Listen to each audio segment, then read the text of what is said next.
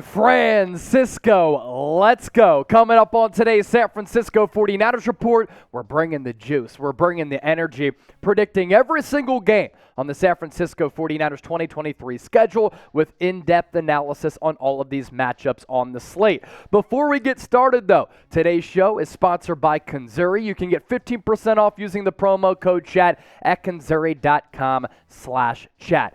Fellas, are you tired of feeling insecure about your height? Well, I have a good answer for you. Kanzuri makes shoes that can add up to 2.8 inches to your height, and they do it discreetly. How? Women get heels, makeup, and push-up bras. Why can't men get a confidence boost as well? We're all the same height lying down anyway, if you know what I mean. Kanzuri shoes are not only height boosting, but also stylish and comfortable and swaggy. They're not Grandpa's Velcro shoes, come on Grandpa, but fashionable shoes that can receive compliments even without the height increase. The height insoles are integrated into the shoes, making it the ultimate height hack. And for a limited time, Kanzuri is offering our viewers an exclusive discount of 15% on top of their up to 30% off site-wide discount. All you have to do, faithful, use the code CHAT at kanzuri.com/chat. That's 45% off with that simple math. Don't wait any longer. Upgrade your shoe game. Look good, feel good,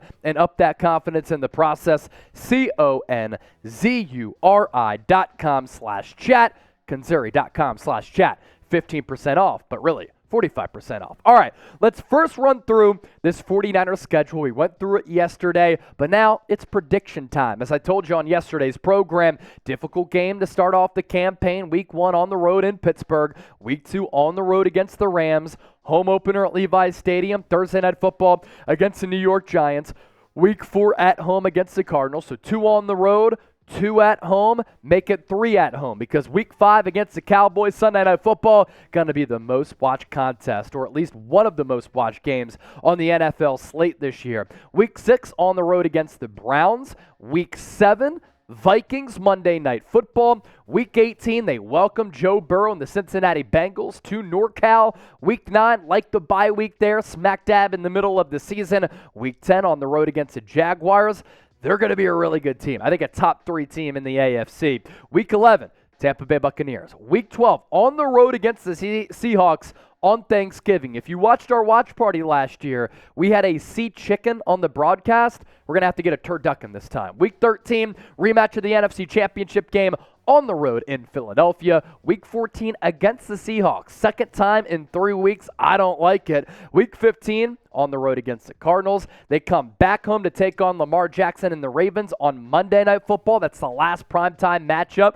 1 of 5 this year for San Francisco. Week 17, back to the East Coast, Landover, Maryland. It's the Commanders. Week 18 against the Los Angeles Rams. Kyle Shanahan, can he continue to be Sean McVay's papa? So what do you think the 49ers record will be in 2023? I ask you that because my record prediction coming your way right now.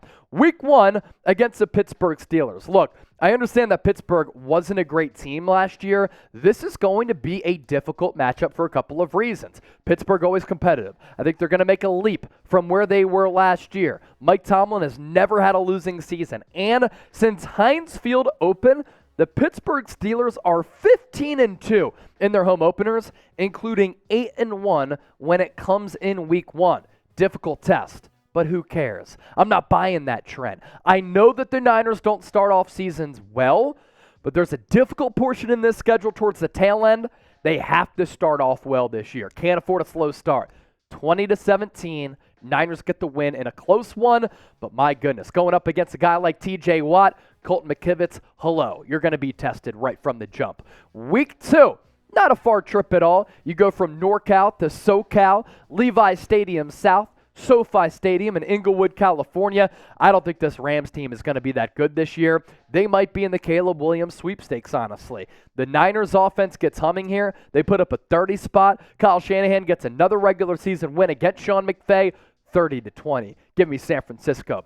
Week 3 against the Giants, Thursday Night Football. The Giants are going to be a competitive team this year. They did win a bunch of games by 1 score or less last year. Oftentimes, that doesn't carry over, and sometimes that trend does reverse. But I'm a big believer in who Brian Daboll is. I believe he's a really good coach. He's going to have the Giants competitive, and that defense with Don Wink Martindale, always a really good DC.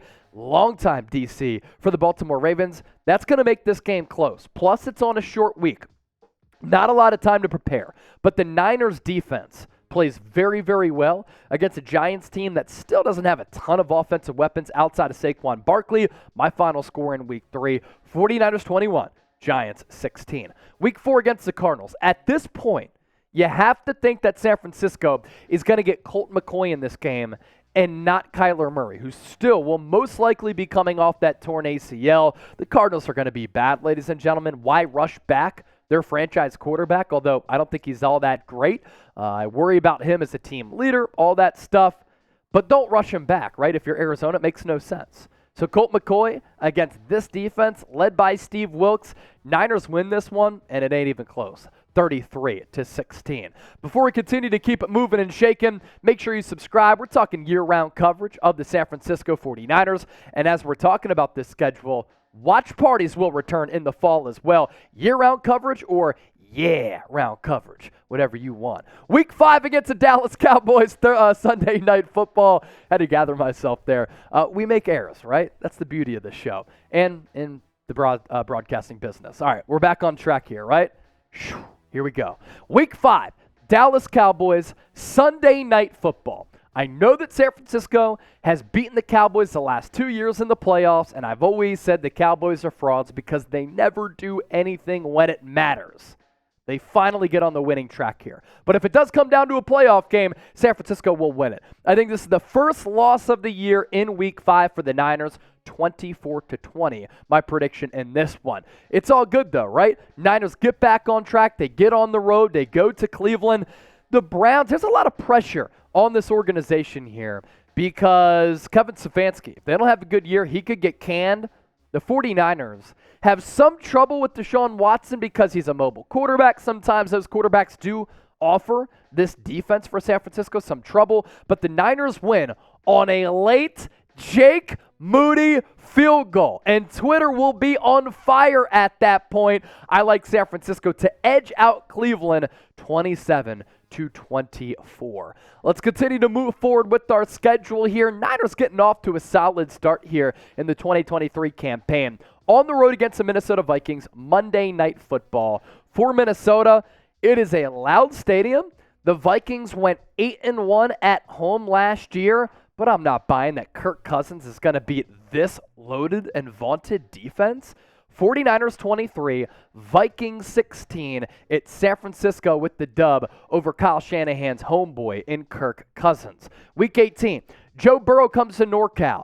This game in 2021 was an incredible matchup. I mean, it was absolutely awesome when the 49ers won in overtime against the Bengals when Brandon Ayuk kind of tiptoed the line to sneak that ball inside the pylon. I think this one's going to be another classic. But the Bengals win in overtime once again, 33-26 by a touchdown on the opening drive of OT. It's Joe Burrow, who I believe is better than Josh Allen, right behind Patrick Mahomes in the AFC, chucking it, having a really good game. So through 8 contests here for San Francisco, we'll take this record. I mean, 6-2 is really solid. They started 3-4 last year, 3-5 the year before that, still made it to the NFC Championship game. So through 8, sitting pretty here with that 6-2 record.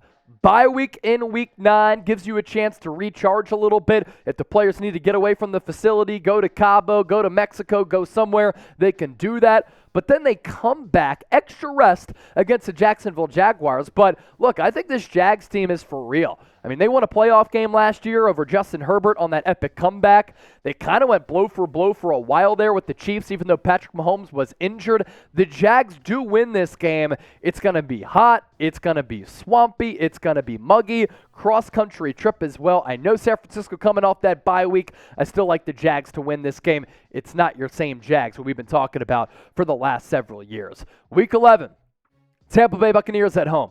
no excuse, and I mean no excuse, to lose this game. I don't think the Buccaneers are going to be a good team. Baker Mayfield or Kyle Trask going to be the starter. So the Niners win this one running away like they did last year, 40-17. The offense really is clicking. Week 12, Thanksgiving.